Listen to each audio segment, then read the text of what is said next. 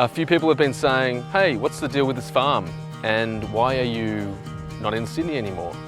Basically, things were pretty bad before the lockdown, and then after the lockdown and during the lockdown, it made running the business quite impossible. We had like 3/4 drop in income over the last year. At the start of the lockdown, I didn't leave the house for 10 days. I couldn't sleep and eat for about 3 days. And I decided to give a proper go for something that I'd been told about for many years and kind of laughed off, and that was meditation.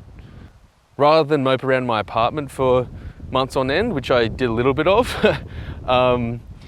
I decided to go work on a farm. I did that for 2 weeks and absolutely loved it. Absolutely loved it. I lost 5 kilos in 2 weeks. It sparked a flame inside me again, which I hadn't had in a long time. I'd been chronically depressed for over 10 years, and running a business when you're in that state is quite hard. When I was on the farm, I discovered that I actually loved it. I loved being outside, I loved working hard, I loved being in nature. And it gave me a focus and a drive again. I could see through situations better, I could see the big picture of what was going on, and I decided to change my life. So Dad and I sold the unit in Wollstonecraft and bought 110 acres in Walcha. Walcha is near Armidale and Tamworth. Not Walcha, it's called Walcha. The H is silent. I also looked at Byron Bay hinterland, which was the original goal. Unfortunately, so did a lot of other people. I looked at a property for $700,000 that ended up selling at auction for $1.4 million. There was a lot of money piling into towns. I looked at a total of 1,000 properties online and about half a dozen in person. So why am I on a farm? Food security. Food security and flexibility. Flexibility to do what I want on my own property. In my apartment, I was trying to grow some plants and one of the neighbours complained about the dirt. It just goes to show the rationale that people go. They want hedges, they don't want veggie gardens. One of the best things I did was get off Facebook. So thank you for all the messages for my birthday, but I haven't been on Facebook for over a year. The most understanding people over the last year or so were people who had been made redundant, people who had consequences. Perhaps they had health issues and they were stuck inside. What I discovered after meditating was that I actually didn't have any boundaries. And that was destroying me. The power of no. You find out a lot about people when they don't get what they want from you. I found out a lot about the people that I thought were my friends. A lot of my friends, because I was going through some changes, just didn't know how to respond. And it's partly my fault for not having these boundaries and not communicating things and pushing back at times. When you're always agreeable and always available for people and then suddenly you're not, oh, he's changing, oh, he's going through stuff, he's having a mental breakdown. Yeah, I had a mental breakdown. I've had multiple over the last few years. With the things I've been through, I think it's kind of understandable. And if you want to know more about that, I'll happily talk to you directly. But it's one of those things that, is pretty heavy for a video like this. It's meant to be lighthearted.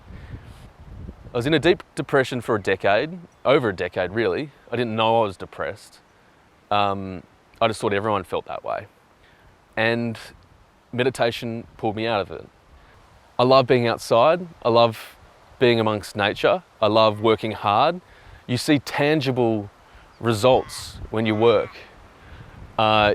Whereas with a corporate video, which you bust your ass to get it across the deadline for a client that's probably disorganized. If you do a good job, you don't hear anything, and you might be lucky to get paid on time. Not only did I feel like my work and my industry's work was being devalued every single day, I was always chasing my tail. And when you've got that responsibility and all those stresses in running a business, there's no point. And there'll be days I just didn't turn up to work and I just subcontracted because I just could not get out of bed. And that's changed. I wake up before 6 a.m. most days, sometimes before 5. Everything in my life has changed. My diet's changed. My focus in my mind has changed. I've basically been rebuilding my entire self. If I can recommend anything for people who are going to go through some hardships over the next, coming time, it is that meditation is so important. Meditation is probably the best thing that has happened to me in my life. I know it's a big call. There are people who know exactly what I'm talking about, but if you haven't done it before and you have no idea what I'm talking about, give it a go. If you struggle to not touch your phone, if you struggle to focus your attention, if you can't read a book without reaching for your phone, then you're addicted to technology.